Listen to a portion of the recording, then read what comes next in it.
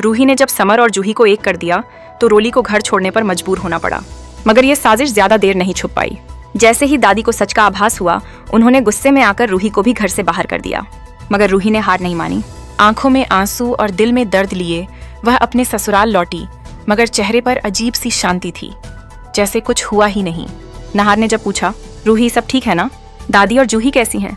रूही ने हंसते हुए जवाब दिया, सब ठीक है, मैंने बात कर ली है। लेकिन यह सिर्फ एक झूठ था, सच कुछ और ही था। अगले दिन रूही ने खाटू श्याम बाबा की पूजा की और पूरे घर में आरती घुमाई। उसे लगा कि अब वक्त है समर की माँ से जूही और समर के रिश्ते की हकीकत साफ करने का। पर जैसे ही बात शुरू हुई, उसकी सास की आंखें कुछ छुपाने का इशारा करने लगीं। उसी वक्त दरवाजे पर दस्तक हुई। सामने खड़ी थी एक बुजुर्ग औरत, नर्स की वेशभूषा में, चेहरा मास्क से ढका हुआ। रूही पहचान नहीं पाई, लेकिन उनकी आंखों में कोई जानी पहचानी झलक थी। दरअसल वह और कोई नहीं, समर और नहार की वही दादी थीं जिन्हें सालों पहले मानसिक रूप से अस्थिर बताकर घर से निकाल दिया गया था। सोनी और जूही की दादी ने मिलकर उन्हें पागल खाने भिजवाया था ताकि उनके रास्ते की सबसे बड़ी रुकावट हट जाए। अब वही दादी घर लौटी हैं, नर्स बनकर, ताकि वो चुपचाप सबका सच जान सकें और बदला ले सकें। रूही को उन पर शक तो होता है, लेकिन उसे अभी पूरे सच का पता नहीं। अगले दिन मंदिर के पास से रूही को एक फाइल मिलती है जिसमें जूही और समर के तलाक के फर्जी कागजात हैं। इस सुराग से रूही समझ जाती है कि कोई बड़ा खेल खेला जा रहा है और ये साजिश घर के अंदर से ही हो रही है। वह अब पूरे हौसले से इस झूठ को बेनकाब करने निकल पड़ती है। एक रात जब वह दादी के कमरे से आवाजें सुनती है तो चुपचाप अंदर जाती है। वहां दादी एक पुरानी तस्वीर देख रही होती हैं जिसमें समर और रूही मंदिर में साथ खड़े होते हैं। दादी कहती हैं, मैं जानती हूँ तुम क्या जानना चाहती हो, लेकिन समय आने दो, मैं सबके सामने सच लाऊंगी।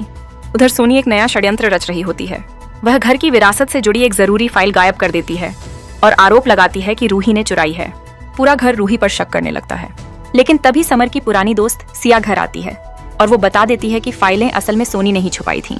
रूही को फिर एक मौका मिल जाता है अपने पक्ष को साबित करने का। उसी समय जूही की दादी की तबीयत बिगड़ जाती है और घर का पूरा ध्यान उनकी ओर हो जाता है। इस हालात का फायदा उठाकर सोनी और जूही की दादी मिलकर एक नया प्लान बनाती हैं, रूही को हमेशा के लिए घर से निकाल देने का। तो दोस्तों, आज की कहानी थी एक मजबूती से खड़ी लड़की की, एक भूले बिसरे किरदार की वापसी की और उन रची जा रही साजिशों की जो अब धीरे धीरे सामने आने वाली हैं। अब सवाल यह है, क्या दादी आखिरकार वह सब राज खोलेंगी जिन्हें दबा दिया गया था? क्या रूही उन चालों से खुद को बचा पाएगी जो उसके खिलाफ बिछाई जा रही हैं? और अगली चाल चलेगा कौन, सोनी या रूही?